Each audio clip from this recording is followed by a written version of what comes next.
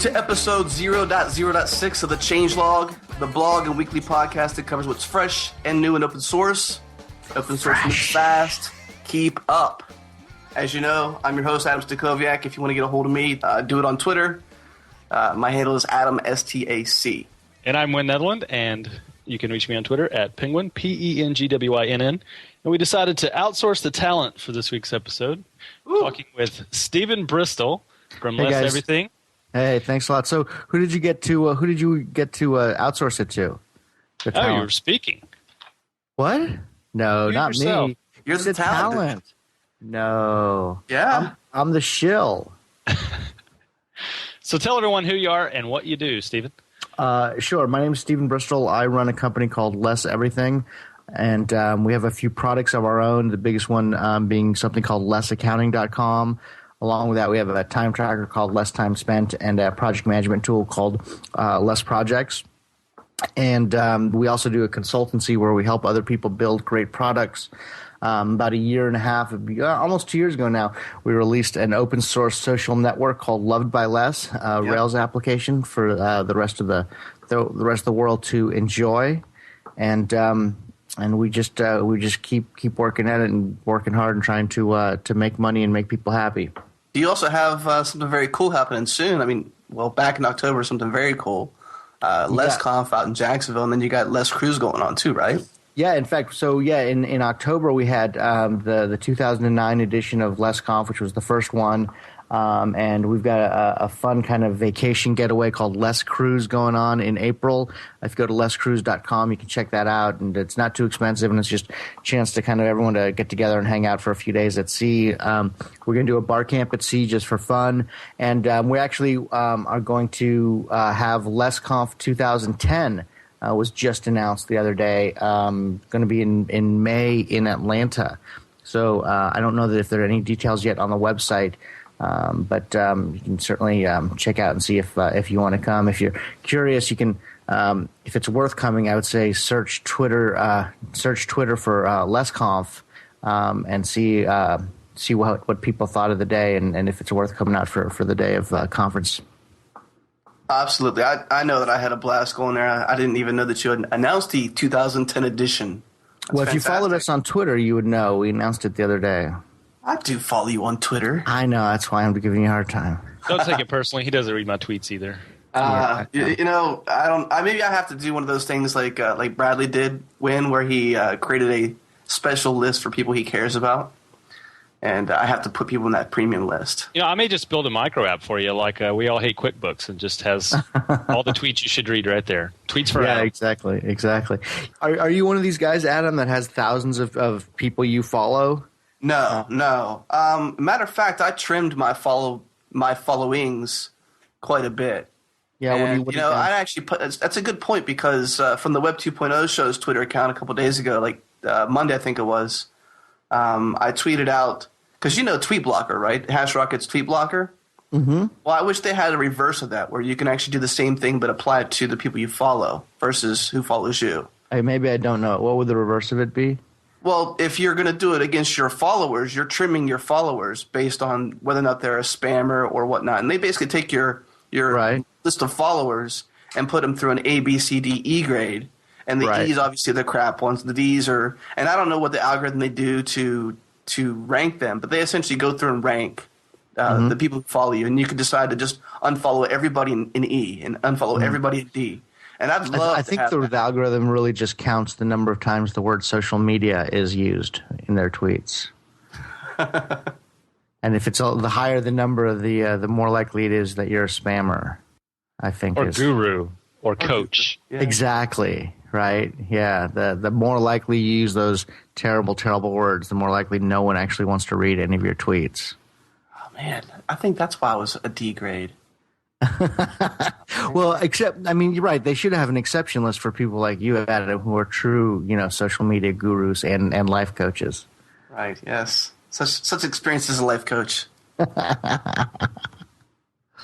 Now we have a great show lined up today. But so answer the question. So you trimmed your followers list down to what?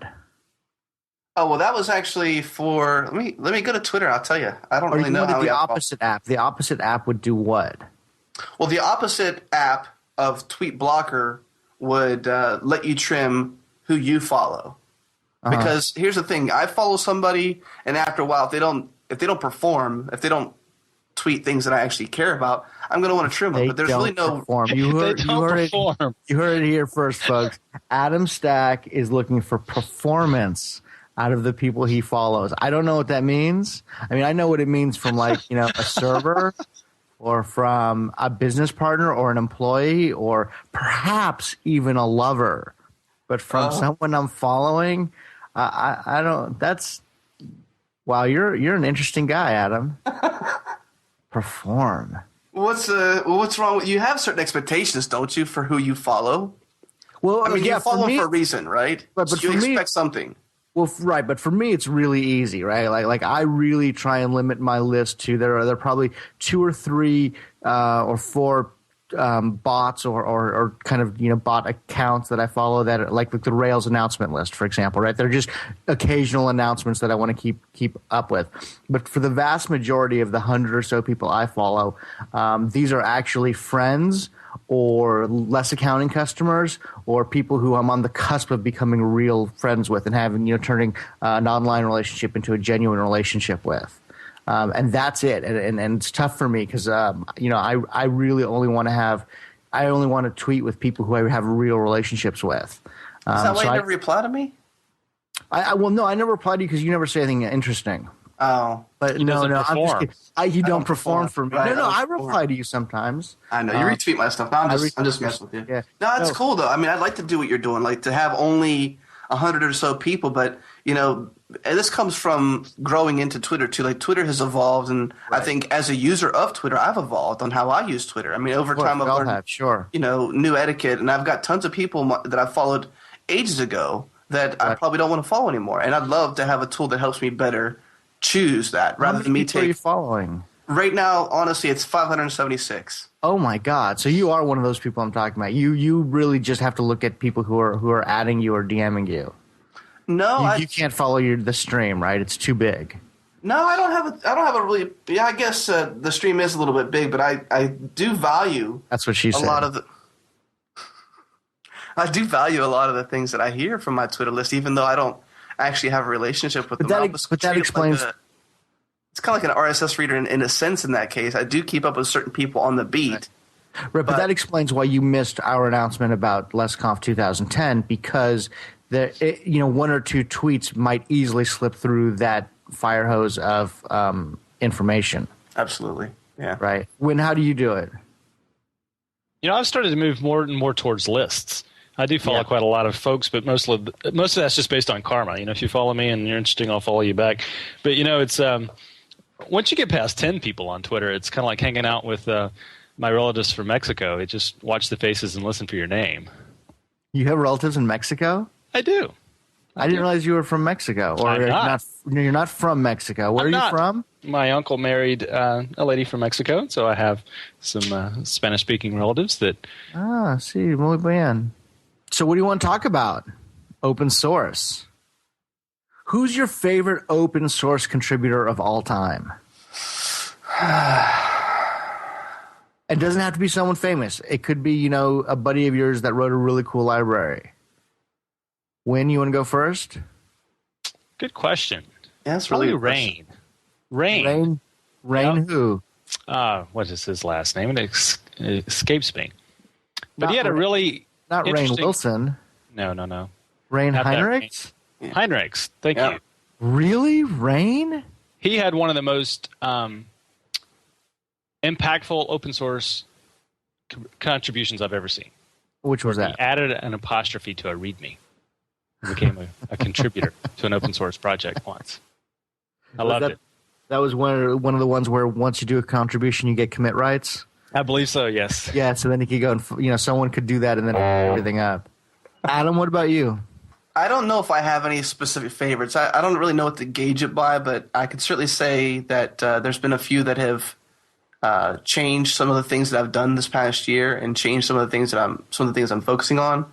Mm-hmm. And I would say probably the two guys that we had first in the show, Nathan Weizenbaum and Chris Epstein. Their contributions to Haml, SAS, and Compass have really changed the game for me. And I think They're doing a lot of very cool stuff in the space. They call it CSS preprocessors or whatever. And there's lots of banter on Twitter going back and forth between Chris Epstein and Malarkey on whether or not Compass needs something different to make it easier for designers who can't use the terminal to interface with their computer. I just can't understand that. But the focus is on who, and I think Chris and Nathan have done a fantastic job rocking out those two projects, and I'm loving what they're doing. It's interesting. I mean, as I think about it, I think obviously I like everything in Rails has changed my life in many significant ways. But I think I would have to say that probably Linus Torvalds is my favorite contributor. The work done on open sourcing Linux, open sourcing Unix with the Linux kernel.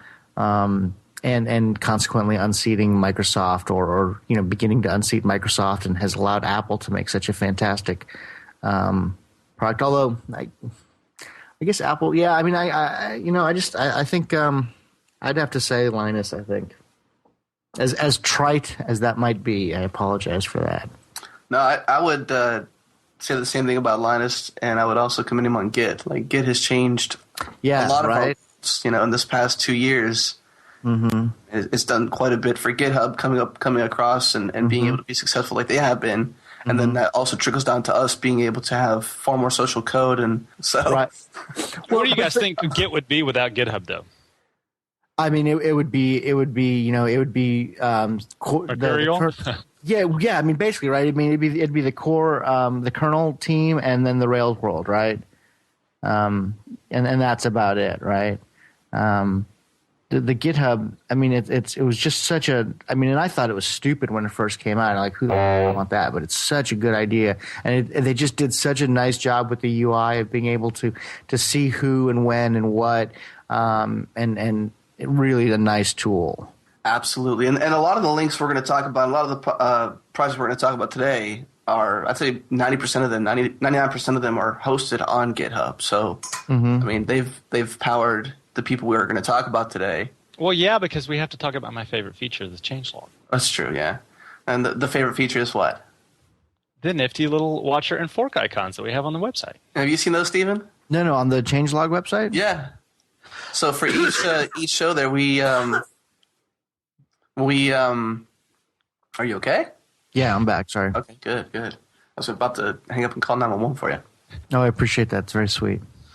On the site, for all you listeners out there, when you check out the changelog, you actually see the fork and the watch icon there, and those numbers are real time. Wynn wrote some very nifty jQuery code to go out and ping GitHub and grab that information and pull it back. And Wynn, I don't know if you saw that message to you the other day in Skype or whatnot, but I think as an open source contribution from changelog, we should take that little snippet of code and turn it into a jQuery plugin.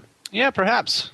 So let me understand. So does that mean that the blog posts are actually hosted on GitHub, and you're showing the forks and the watchers for changes to the blog post? No, it's just if the link points to a GitHub repo, I can sniff that out from the href and make a call to GitHub to get the data. Oh, that's kind of cool. It's nice. It's nice that, I think one of the big things that Rails has done and GitHub has sat on those shoulders and extended is this feeling of or making kind of this open source kind of just grab it and hack it and then put it back out there, or has made it. I think it makes everyone feel like they can do it.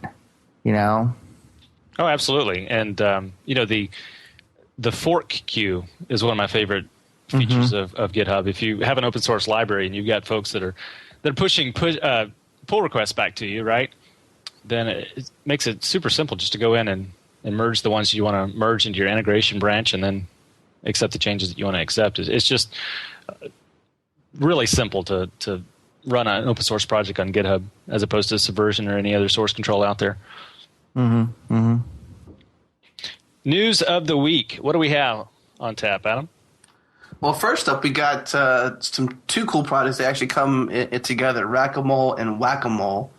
And two of the coolest named projects ever, I would say. Yeah, I think that's a rather, very clever. And he also uses the word trap to because it's trapping users' interactions through your web apps and whatnot to see what's going on. And he uses the word traps. And I actually called him out on Twitter. I was like, do you mean to say tracks, not traps? And he's like, no, it's actually traps. And I'm like, oh, now I get it because I'm that slow. I always get jokes late. You can ask when. Every joke is a grenade for you. Yeah, it takes. Well, no, it's not like that. It's that I don't know. Maybe. All right. Yeah. So Rack-A-Mole and Whack-A-Mole, they track user interaction with your website. I mean, is this analytics? Well, so yeah, I mean that's the question, right? I mean, if it's Rack-A-Mole, then I mean you read the page and it seems like it's it definitely integrates with Rack, and so I'm assuming it just handles all of your incoming requests, and so it's all server side stuff. So it's not like Selenium or something where it's tracking clicks or that on your website, and then I guess it logs them out somewhere and then has a reporting engine as the Whack-A-Mole. Is that about right? I think that's the long and short of it. So I think maybe the more interesting piece here is both of these are ultimately powered by Rack. Use it much at Less? We haven't used Rack a lot. We haven't had a lot of need to. We're actually implementing some synchronous processing that, and we're using some Rack module. We're using some Rack stuff to make, or actually we're making a Rack server to do some of that. That's going to sit behind Mongrel. No, the most stuff we've done with Rack is just seen how Rails has embraced it and what's been going on in core and that sort of thing. But we haven't had a lot of need for it. The promise of Rack is to have these horizontal aspects of your applications you can just stack up on top of each other and not have to bake those into every app that you build. It reminds me of the whole widget frenzy from a few years ago. So right. I'm sure there's going to be a Gartner hype cycle adoption of this thing, but right now I think we're clearly on the way up. Yeah, it'll be a nice way to nice different approach to doing SOA, I guess. SOA, that's a term that was a joke. No, I mean I guess the point of Rack, like as you're saying, is an embracing of aspect oriented programming, right? If you can remember the AOP stuff from about 7 years ago. Sure. Or more. So it's kind of interesting. Another interesting thing that I saw on both of these projects that are built on MongoDB, which we'll have Mike from Mongo on next week. Have you played with Mongo or any of the NoSQL? I have not. I'm a big fan of Couch. Alex Lang over in Berlin is a buddy of mine, and he's one of the, near as I can tell, biggest proponents of Couch around.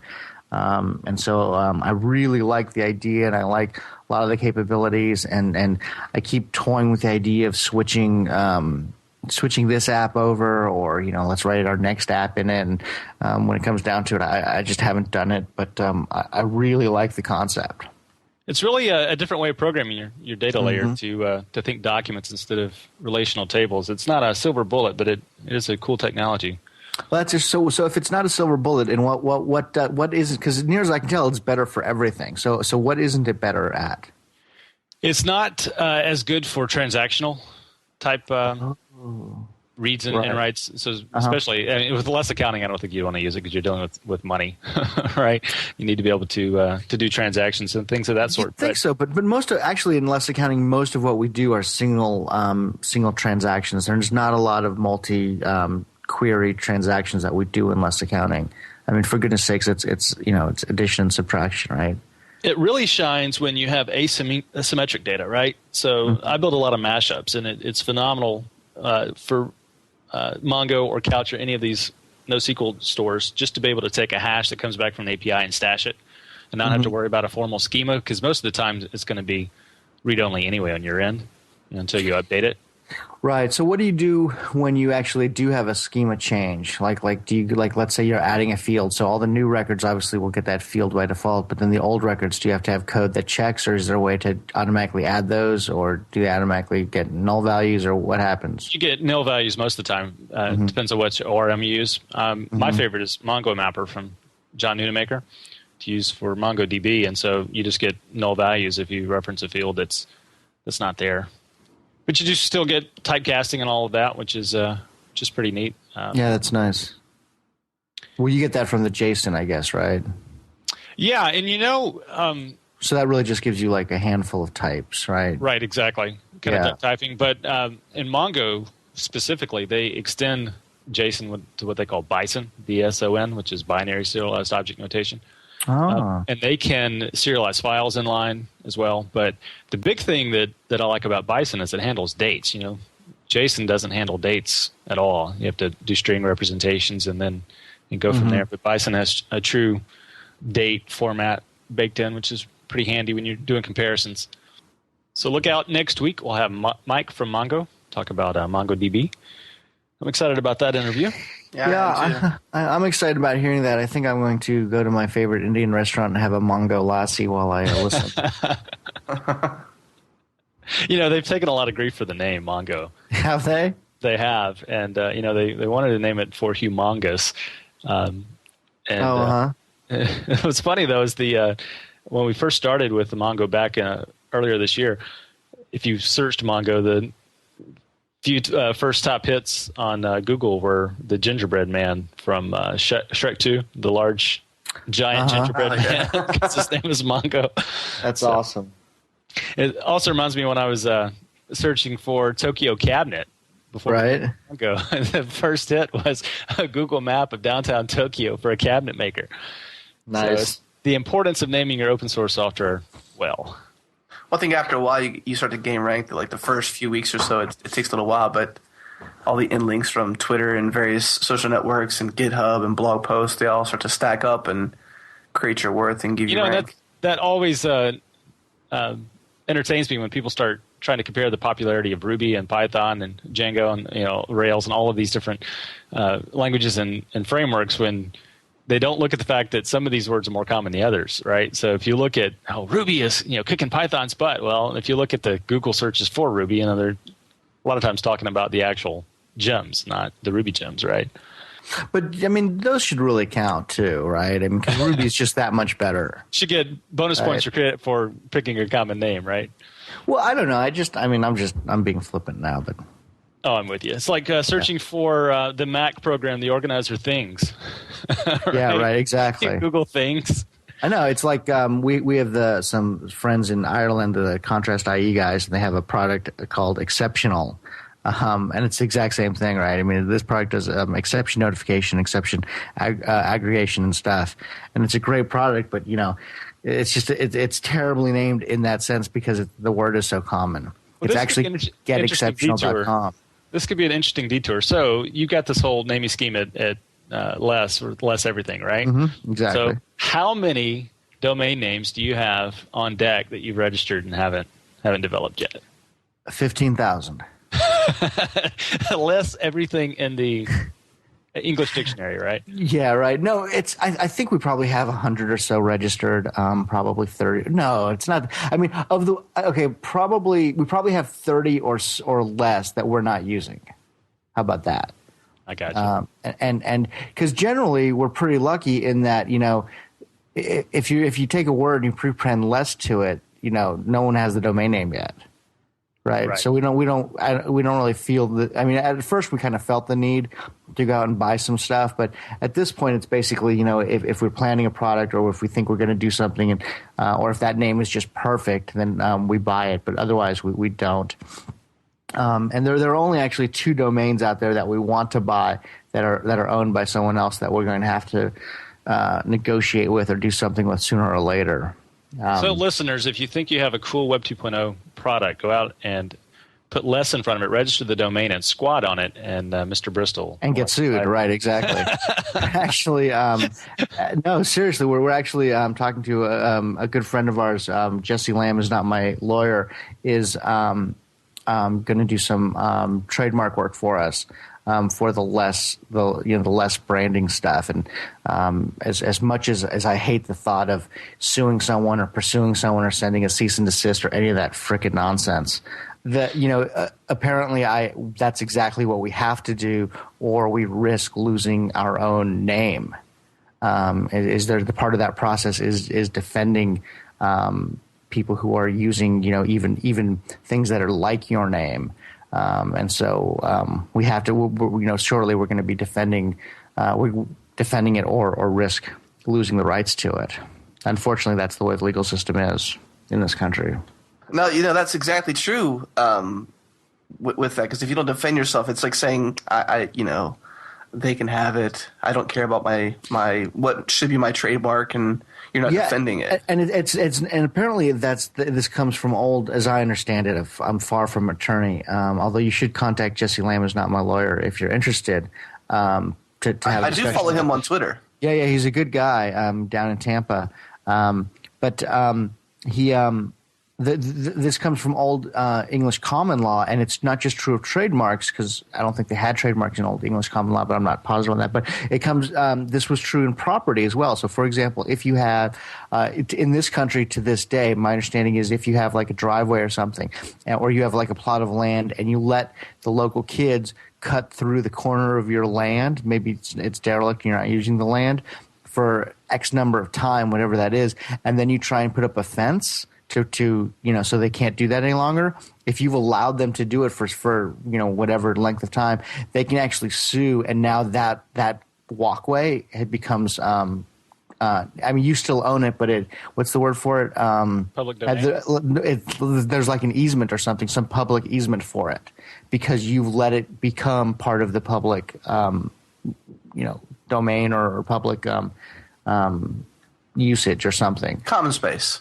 Yeah, whatever. I mean, I don't know any of the proper legal terms, but there's a whole. I mean, the legal system is a bit fascinating in a lot of this area. So what's next up on the list, Win?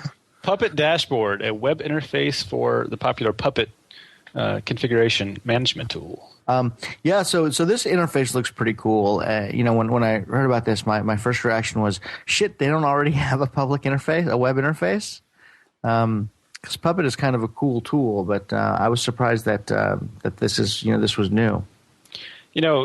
Earlier this year, we get a lot of play from Puppet, Chef, and Sprinkle all about the same time, and I just kept waiting for somebody to slap a bork bork bork Swedish Chef icon on these things. It's like going way back. You guys have no idea what I'm talking about. No, I just don't. I mean, I totally know the Swedish Chef. I just don't quite get the reference. Well, why? Do they all suck? Why bork bork bork? Puppet, Chef, Sprinkle. No,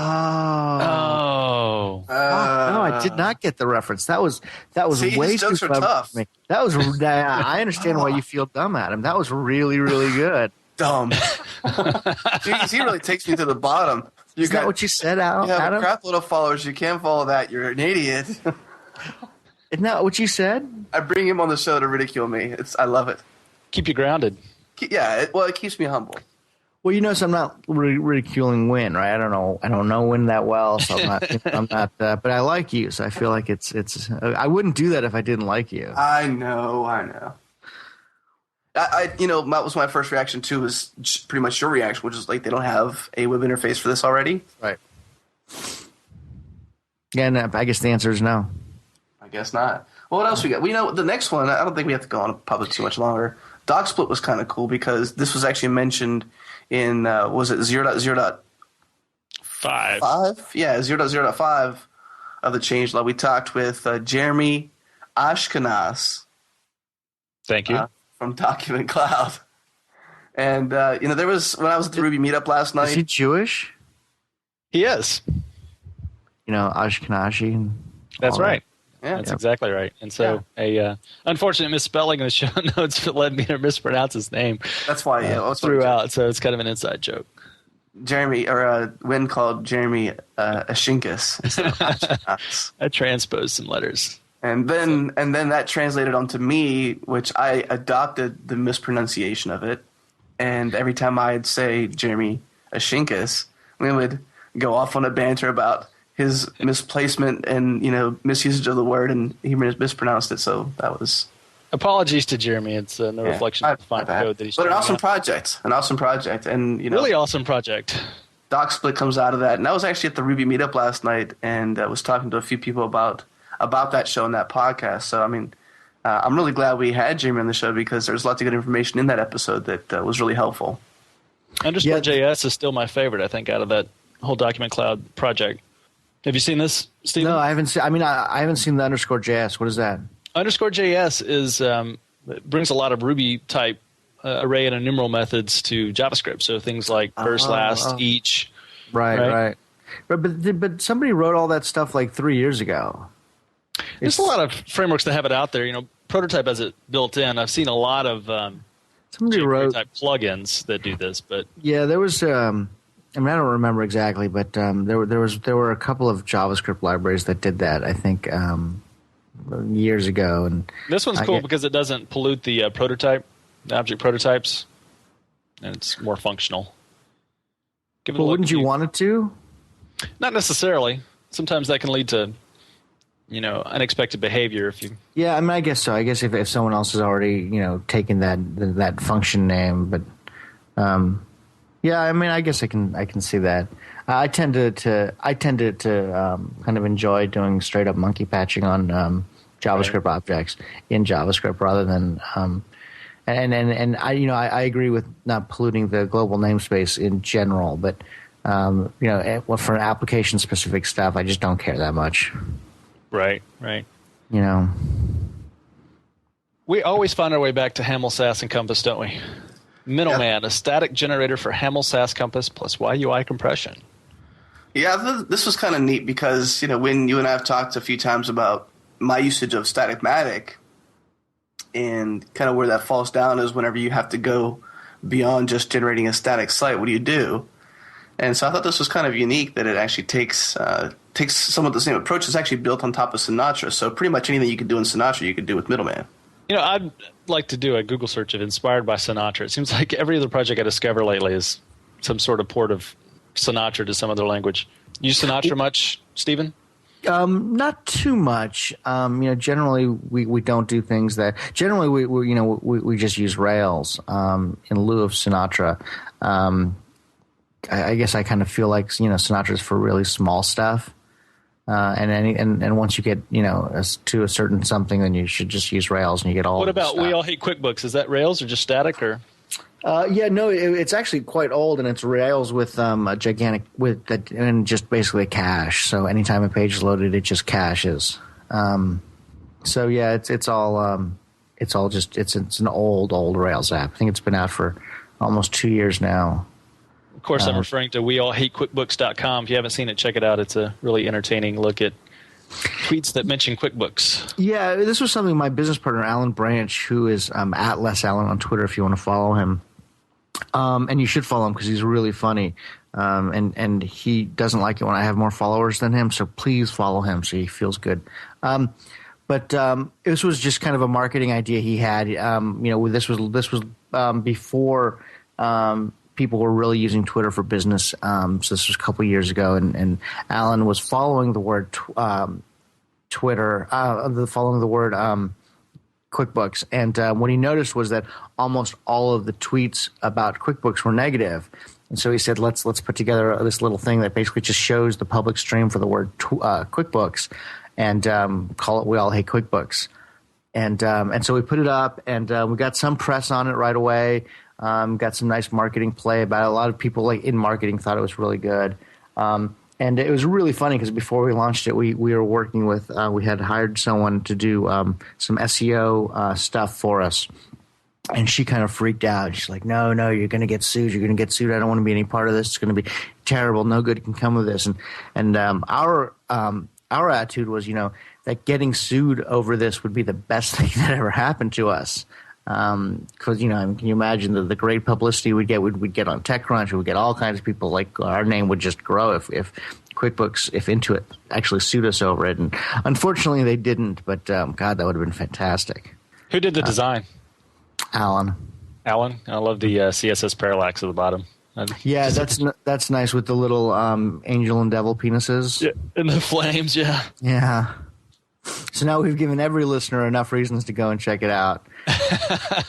Go see an angel and devil penis for the first time. Exactly. So your humor too to make them penises. I don't even. It's funny because it's not. Alan didn't know. Like after we put it live, someone came to me and said, "Do you know those penises?" I'm like, "Yeah, I know." And like, "Does Alan know?" I'm like, "I have no idea." And he didn't do it on purpose. So I'm not going to say that he's got some subconscious something or other going on, but they're penises. What can I say? How do you segue from that? I mean, let's face it. Brute Force, I think. Next gen MMO architecture. Come on, who doesn't like a little penis? What I thought, we have a couple that come up actually from Erlang, and I'm not quite the detailed programmer like you guys are, but there was a presentation last night, and damn, I forgot the guy's name, they gave it at the Ruby, the Houston RB meetup, and he did a really good job of walking through Clojure, Scala, Erlang, and talking about all the various differences, talking about how you're using actors and stuff like that. So he really walked through all this stuff, and I thought it was really unique to see, a Memcache client and also a gaming client come out of Erlang because of its very fast concurrency. So you guys could probably talk against that better than I can, though. Probably. I think you underestimate us. Under? Over. What? Why? No, so Erlang's supposed to be the hot new cool language on the block for concurrency, right?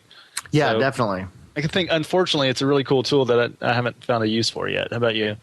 Yeah, I think the biggest thing we're doing with it is we're using an Erlang application. We're using RabbitMQ, which is running, which I believe runs Erlang, is an Erlang application for doing. It's a queuing server, and it's super fast and asynchronous and quite nice, and pretty straightforward to use. And but I believe when I installed it on the server, I had to install Erlang, so I think it's. I think the interesting takeaway from these two articles and what we're referencing is Memcache D client for Erlang, and then an OTP kickoff project. The OTP kickoff project is a Ruby project that generates an Erlang project. So it's a Ruby gem you install, and it basically gives you a generator for an Erlang project. Which it's nice to see Ruby, I guess, having its uses even outside of the actual Ruby app. Yeah, exactly. Yeah, why do you think they chose Ruby to use? Yeah, why wouldn't they use Erlang? Good question. Maybe do it's you know harder Erlang? to do. I don't know Erlang. Do you know Erlang? I don't know it personally, no. So no, I'm not sure if it's as well suited for command line utilities and things like that. Yeah, I mean, I can't. I mean, if you're going to write a server, it's got to take command line parameters and stuff. So I mean, I'm sure there's some sort of. That just sounds weird.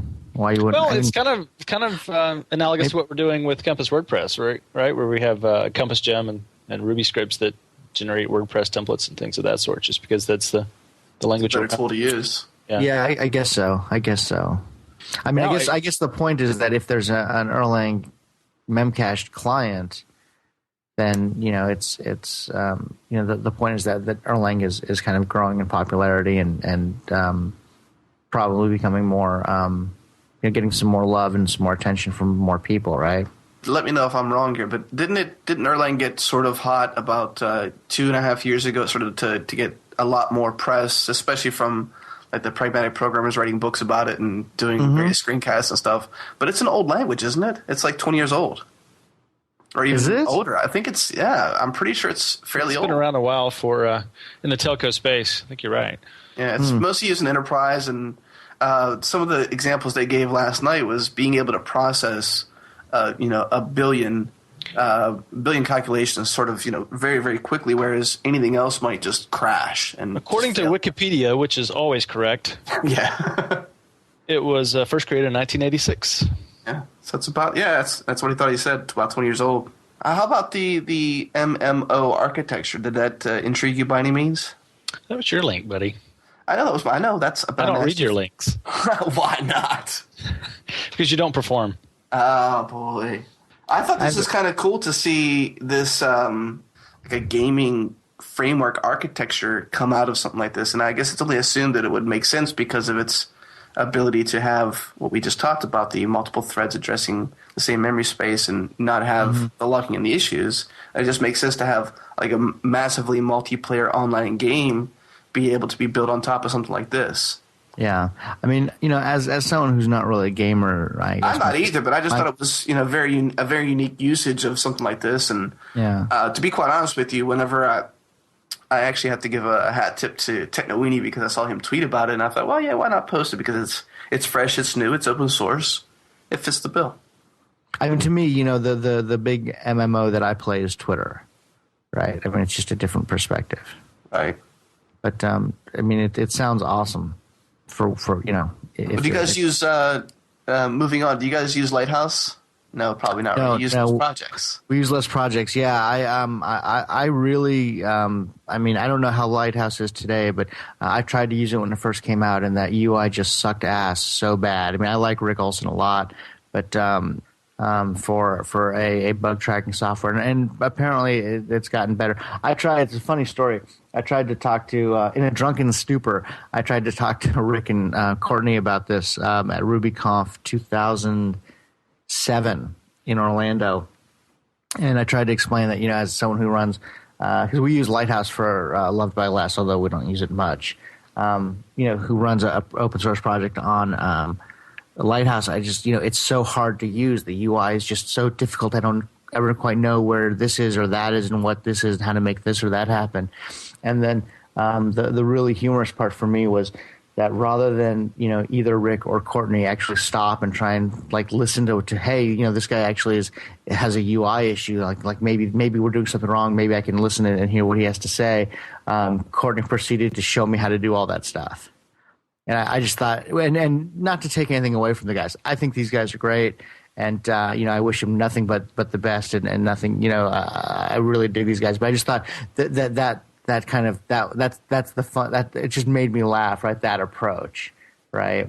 And that explains exactly why the UI was so bad. I don't know, is it still bad or is it good now? I've gone on for 10 minutes about how bad the UI is. You might want to edit all this out. But no, I would actually echo. I don't know if you have the same opinion, but I would echo a very similar opinion, maybe not quite as harsh, but I have said since day one, and I've actually been forced to use it in a few situations, either through working with someone else or whatnot. But I've never really been a huge fan of Lighthouse. But I know there's a lot of users out there, and when we talk about interface, since we're talking about interface, the cool thing about this project is that you can use the command line, right? But the really with it, and you can wipe out the all you end up having then is the business logic and the function. But that makes it really good, right? Because finally there's a good UI for Lighthouse, right? Who can go wrong with the command line? So that's why I thought this was a really cool thing, because they've been getting grilled for I guess since day one about the UI of that application, and it's terrible.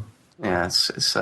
I mean, these are really good, smart, nice people who just, who wrote, what seems to be a really good application with just a terrible UI. Moving on. Yeah, the last batch of links that we've got this week are JavaScript specific. So a couple of jQuery plugins, but seems to be some heat around JavaScript on the server. So Node.js seems to be picking up some steam. We've got another link this week.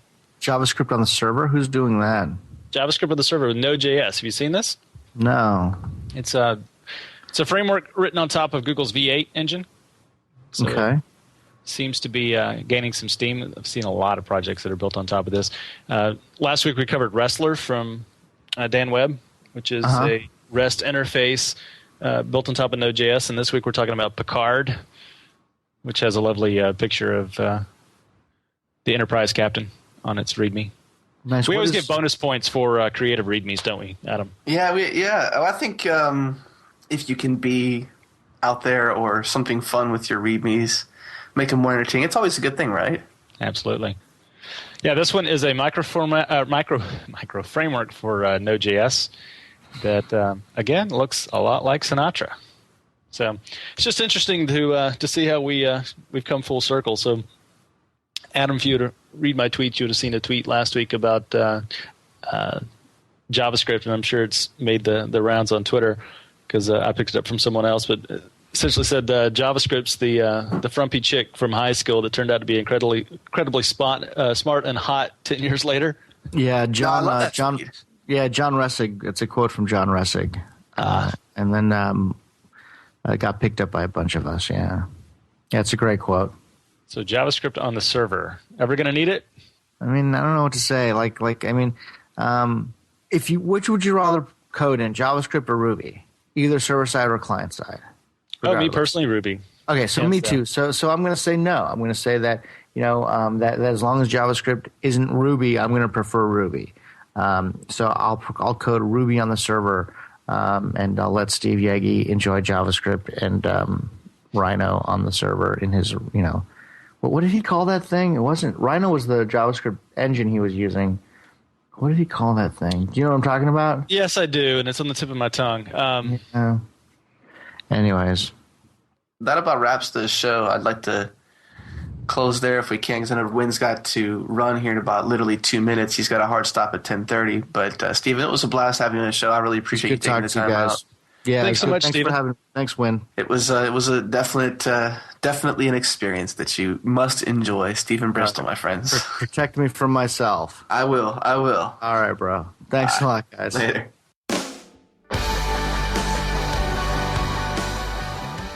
Thank you for listening to this edition of the Changelog. Be sure to tune in weekly for what's fresh and new in open source. Also, visit thechangelog.com to follow along, subscribe to the feed, and more. Thank you for listening.